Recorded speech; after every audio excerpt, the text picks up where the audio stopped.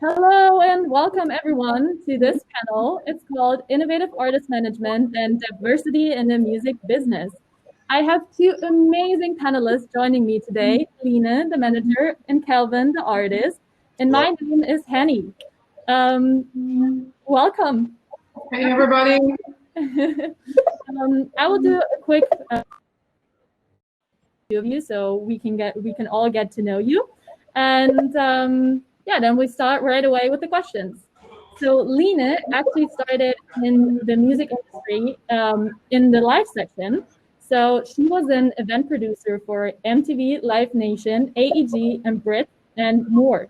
So she has a lot of experience, but now she's managing Kelvyn since a couple years, and she also leads the Black Heart Gang Records and founded it together with Kelvyn. So amazing to have you here. Welcome again. Thank you. Kelvyn is the amazing artist who Line is managing, and he had a huge year last year in 2019 when he literally exploded all over the planet, started touring everywhere, and he has a strong international community who know him under the Triple Black Heart Gang sign.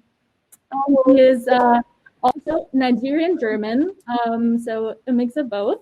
And really, really cool thing, he just got out of his major Sony music deal. He bought himself out, bought his masters back. He's independent now with his own record label. And not to forget, he got the Forbes 30 under 30 twice.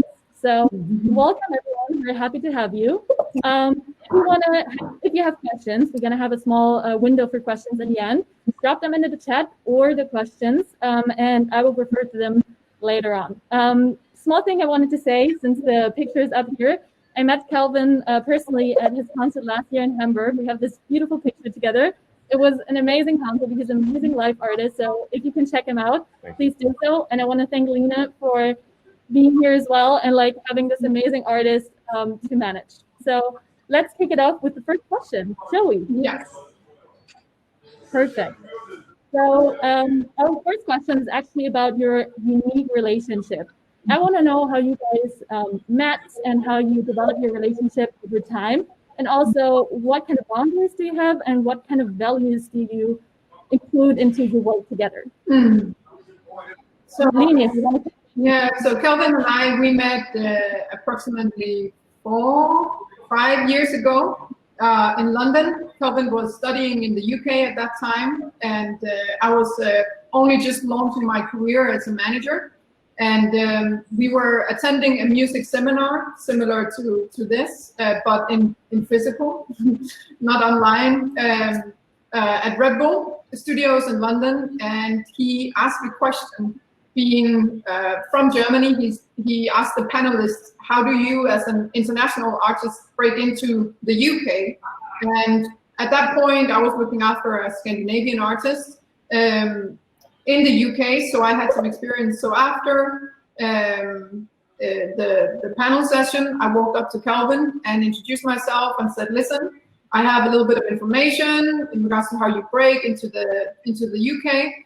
And then when he opened up his mouth and the deep voice, I was like, okay, he sounds like somebody with authority. And then he sent me his music, and he had a music video that was supposed to be published and never did. But when he sent it to me, I was like, who is this guy? For me, he was a superstar, but he was an unknown superstar. And it didn't make sense in my world, but I knew I wanted to work with him. Like the week after, I remember I was specifically sat in a living room with all my friends, and I was showing them Kelvyn. I was like, this guy, like I need to manage him. But things weren't aligned with my career and the journey that he was on. He already had a manager who was looking after him. So we just stayed friends. And he kept inviting me to his shows. He kept inviting me to events. He stayed in contact with me more than I stayed in contact with him. So thank you always for that, Kelvyn. And then when he eventually signed his record deal in Germany on the back of his first color session, Gucci, he reached out to me because I had at this point launched my career as a manager, and I was doing really well in the UK with the I was working with. So he hit me up and he asked if I could join his team as an international manager, and I did. And shortly after, I said, listen, I would like to manage you on my own, because I feel if I can take you and run with it, we can make something very impactful together. So we did that. Yeah, long story short, our relationship is extremely close. We talk every single day of the year, I would say. Sometimes up to 10, 15 times a day, sometimes just 30 seconds, other times for hours. I think one of the reasons why we have a unique relationship is we very much respect that we are two individuals. We have each our private life, but we are building a dream together here. Like, we are both 100% dedicated. It's both of our full-time job. When it comes to boundaries, I think there is no boundaries other than on Sundays and Saturdays. If I hit him up and I don't hear from him, I'm not going to chase him and call him unless it's something urgent, because then I know he's taking some time off in order for him to gain energy to the next week. And yeah. Or most likely I'm making music. Yeah. That's usually when I'm not available. I'm just in the studio, or I don't have my phone on me. But most of the time I'm with my phone, because even in the studio, that's where I write my lyrics. So on the phone. So yeah.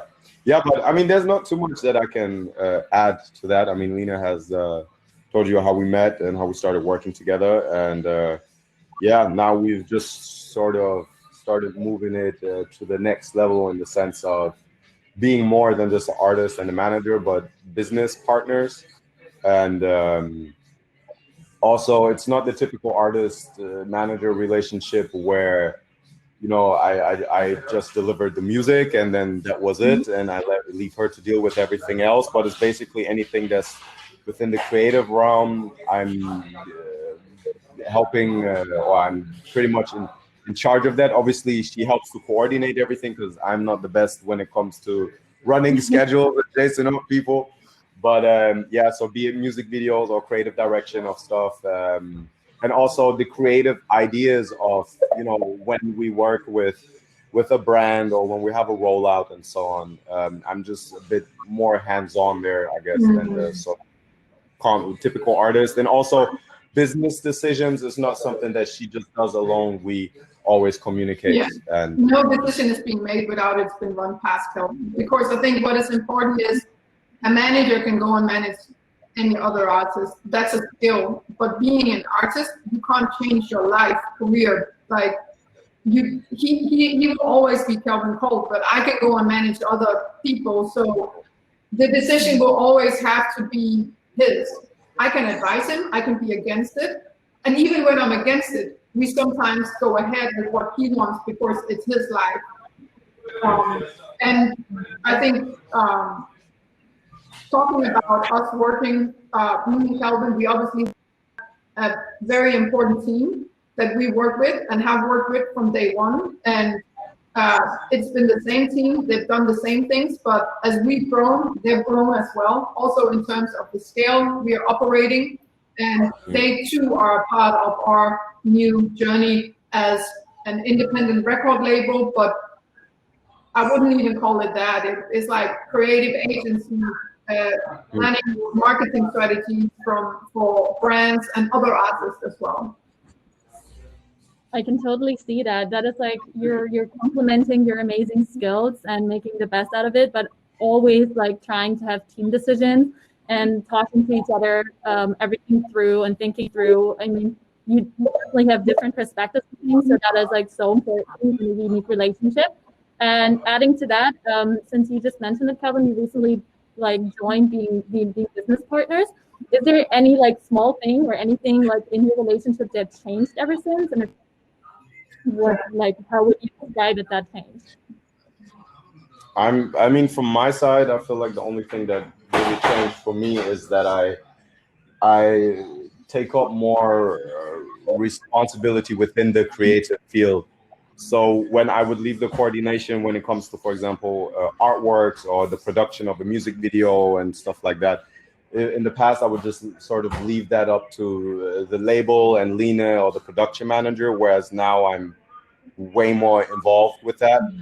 which also comes with, you know, a little bit of administrative work on my side, just, you know, being a bit more hands-on with emails and, you know, these sort of things you don't really want to deal with when you're a rapper, but you have to also, because that just ensures that at the end of the day, if something doesn't go the way I would want it to be, I have nobody to blame for, because it is my field of responsibility. And that just sort of also ensures that I am, that my vision is being communicated, not only on the sonic level, but also on the visual level.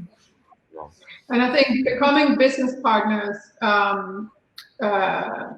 we've always worked equal, and now we can take kind of our vision and our dream to the next step, being like, okay, this is a long-term goal. Let's invest in the future. Let's build our team. Let's go out, physically pitch for business and bring business in, so that we can like build this into a established company and look after everybody on our team in future, so that we are not just always only paying them on the back of the project, but that we in future pay them full time as an employee. I mean, look at sort of Rock Nation, right? Like it started with Rockefeller Records and Jay-Z and so on, and they've built this into a real empire that it is obviously it started with Jay-Z and then other artists like Memphis Bleak and so on, but now it's to the point where they manage some of the biggest athletes in the world, and they do, you know, all sorts of things. And I guess talking about long-term vision, that is sort of the direction, I would say. Taking this directly into my next question, this long-term vision about your record label. How did you set it up for success? What are you like strategies around it? Do you have any tips, like also with the independency, like owning your masters is a really good step? How did that help you to like grow your own business and be like successful in the future? Also maybe thinking already about a bit of technology. I heard from Lina just saying that you're gonna join a Twitch stream very soon. So yeah, what kind of strategies do you have for your label? Do you or shall I? Yeah, I mean, in regards to technology, it is mainly that there's, first of all, the music industry, weirdly enough, even though it is a creative field, it is always so much behind on things. So like if you think back sort of how it transformed into the digital age and the internet, they sort of missed that train. And nowadays, every business decision is so data driven, right? You can't imagine a company like Amazon not knowing who its customers are, but that's how it is pretty much if you're an artist. You know, you deal with Spotify, with Apple, with all these large companies that know everything about the customers, but you are, as an artist, in some way driving that business through your content, but you don't really know who your audience is. So we're just trying to work around that and build our community and know as much as possible about them, not in order to sell them more shit, but actually give them value. Like, and one of the key examples that we always bring up here is that heat map that we built for the touring, where very often smaller cities and villages would get ignored in the touring because people focus on the big cities. But I know, for example, that Constance in the south of Germany, I have a fan base there, and people are willing to come and see me there. And then it was through the heat map, through the voting, that we knew, okay, there's so and so many hundreds of people who are willing to pay to come see me perform. So let's include that in the touring.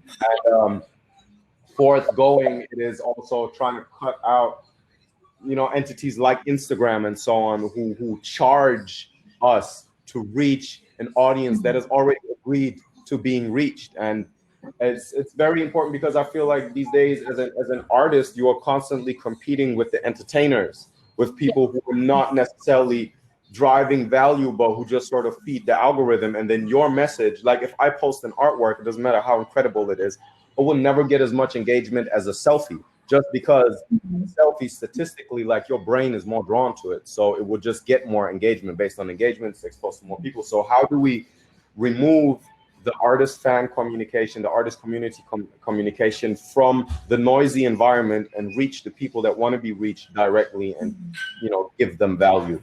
So that's why like technology plays a huge part of and it's understanding using data and not data in terms of our audience privacy, but an amazing service. And I know Jesper is a part of this whole conference. Jesper from WARM. WARM stands for Worldwide Airport Radio Monitoring.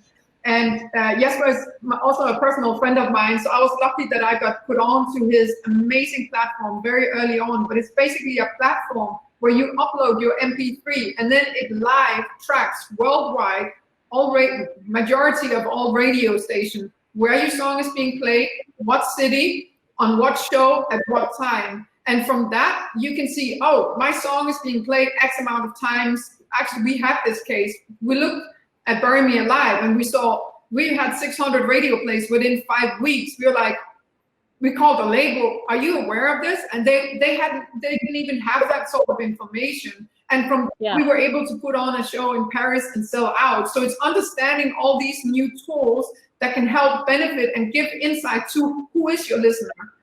On the back end of the business side of things, are now worldwide distribution partner is excluding GSA, which is RecordJet, looking after our music in Germany, Switzerland, and Austria, but the rest of the world is a company called STEM, and it's a distribution company that helps service your music to the streaming providers. And when you upload your music there, you type in all the people that have been involved with the music, and then that streaming service, distribution platform automatically calculates for how many streams should this producer get according to the percentage you typed in. So we, as an independent label, are not stuck with like calculating a large sum of songs and many different people that have been as a part of them. They get paid out directly through that platform, and that makes our life easier, because then we don't have to spend time on all the admin calculation on who to pay what and how much, but this is all being done through technology. So it's being aware of all the new initiative and advances that you can take, especially being independent, where there's no label that are hitting your data, there's no label keeping the inside, hiding numbers behind you. You can actually access a lot of tools that will give you information of who and where people are listening to your music. Definitely. I think we learned that from our professor, Alex Perrin, really, really greatly, that data is really so important for us in the music industry, and we definitely need to keep track of it. And owning it and knowing it is like key to everything. Yeah. So I really think that is so really, really valuable advice for everyone who's independent and wants to access the fan base and really engage with them. Amazing. And it is like Kelvyn, sorry, I'm interrupting you. It is like Kelvyn said, understanding how are we able to speak to his audience that have already agreed to wanting to get the news, to wanting to see what he's up to, but due to all the algorithm, like we are beating unfair statistics because we are not following necessarily the trends. So even now we're looking into ways that how can we communicate directly with our fans. And Kelvyn amazingly opened up earlier this year a Discord group, which is kind of WhatsApp, where you can have many different conversations, and WhatsApp have a limitation of 200 people being in one group, but you can have thousands of people in the Discord group. And in this group, you are able to communicate directly to your fans. However, it means that the fans have to be active on the app, and we don't want to be on our apps all the time. So it's like, okay, so that's a cool system, but we are still facing, people have to download an app in order for them to communicate with Kelvyn. How can we remove the app and still be able to communicate with the audience? Definitely. I mean, you guys doing a very great job on this, and it's going to be the same challenge for us students, since on campus we are exposed to all the new things, but after that we just have to have our own tricks, how to keep up with data, how to keep up with the new technology that's coming out. But since I'm looking at the time right now, I want to move to the next question really shortly. Thanks for answering all these questions already. It's been a pleasure, very valuable. I saw that question kind of appeared in the question tab from our participants, so I'm just going to read it out loud. how have the roles of women changed in the music industry? I think that is a very valuable question. And maybe, Kelvyn, you can enlighten us first on how it's been to experience and seeing Lena working for you and your team and everything. How has it been? Yeah, I mean, I think the first thing you need to know is that Lena is, people respect Lena the same way they would respect a man. They probably fear her a bit more than they would the average man, just because she is a top business person. And that is amazing. But weirdly enough, people who haven't yet engaged with her on a business level, so sort of, when you go into a backstage at a festival or when you have a meeting and they're being introduced to her, first of all, they never think that she is the manager. So sometimes, we would have another man with us. Maybe that person is the person that connected us in the first place. Sometimes my dad would be with us just because he's, would be the driver or the security sort of. And they would always think that the man is the manager. And even if we would have meetings, people would just talk to me and the other guy that's there. But at the end of the day, she's the one they will have to cut the deal with. So anything they will explain to me, they will have to explain to her, because at the end of the day, they have to convince me. It doesn't matter how much I'm convinced of it. If she thinks it's a bad deal, we're not going to do it.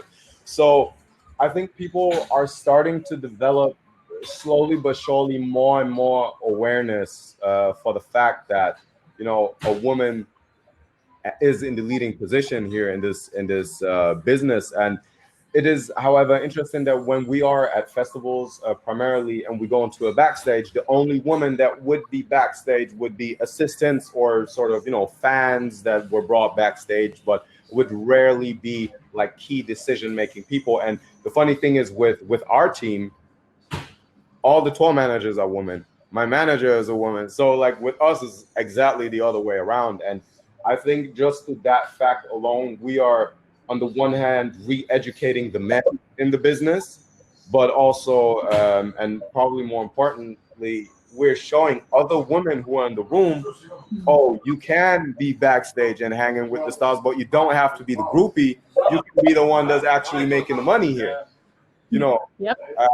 And that is, that's so it's awesome for me, and I, being a black man or a person of color or however you would want to call it, there are certain experiences that I make, obviously, but I always think that a woman has it even harder because she will experience this very same thing also from black men or also from other minorities, So all respect to all women out there holding it down.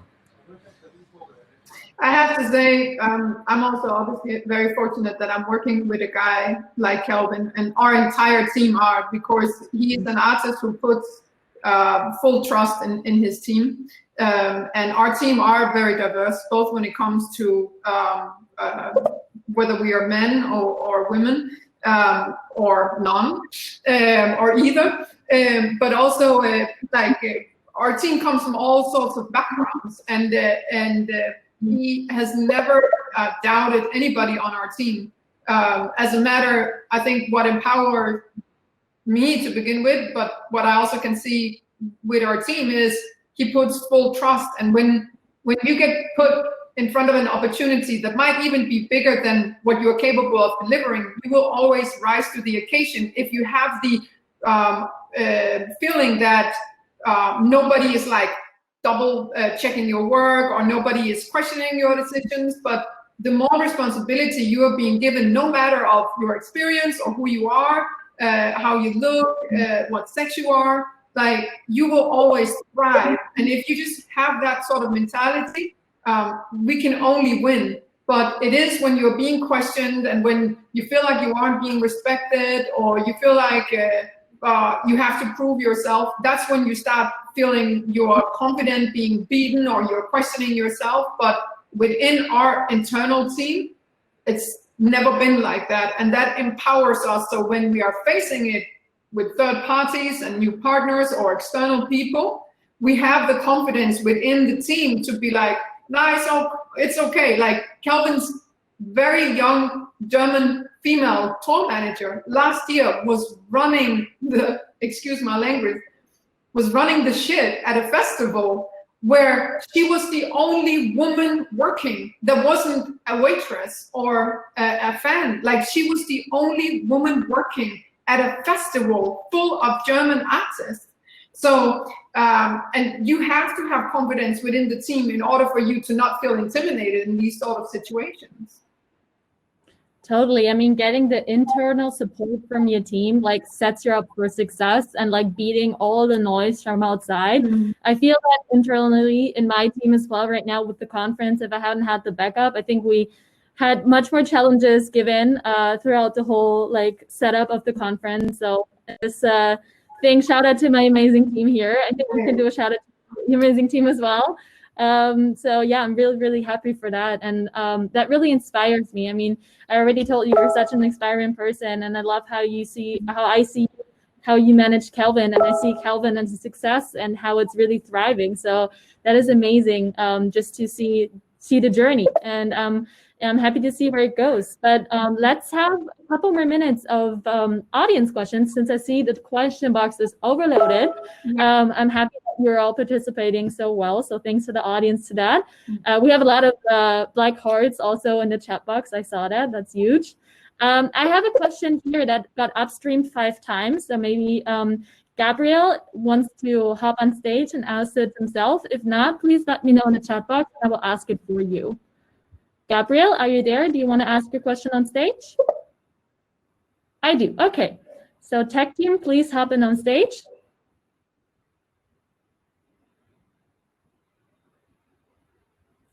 That might need a second. Okay. If it's not working, I might just ask it myself. So what do you think is the best way to connect with other artists and try to collaborate with them, especially when you're not a known artist? I would try to answer that. I mean, it's a mixed thing, because it always depends on who you're dealing with and how, you know, how much. Oh, there's Gabriel. Gabriel, Hey. I just asked your question, but maybe we can stay on stage. Yeah, it was loading, so, but you asked, so. Okay, thanks. Yeah. So the thing is, what I wanted to say, yeah, it depends always on who you're dealing with. It's a very interesting one, because there's even though I'm at a certain level as an artist, there's a bunch of unread DMs that I have as well when I hit up people. So first of all, any upcoming artist that is watching this, do not get frustrated when you don't get replies from the people you want to work with, because it doesn't matter how big you are, there will always be people who think you're not cool enough, not big enough, not important enough, or maybe who just don't dig your style, and that's fine. Also, it is you gotta see what you bring to the table to them. You know, at the end of the day, we're in a unfortunately in a business, so it's not just all about music. You can have an incredible voice, but there's a lot of homeless people who, you know, are just busking at a train station. You know, it's not only about your talent, but about your hard work. And like a unique position, for example, that I'm in as an artist is I can get people, grant them some form of a credible introduction and access to Germany, which is a huge and very attractive market to a lot of artists. So that's why a lot of bigger artists hit me up to do remixes or to feature on their records. But yeah, you just kind of got to figure out what can you bring to the table that nobody else can bring to the table besides your talent, because talent is rarely ever enough for what you want. Yeah. That is amazing.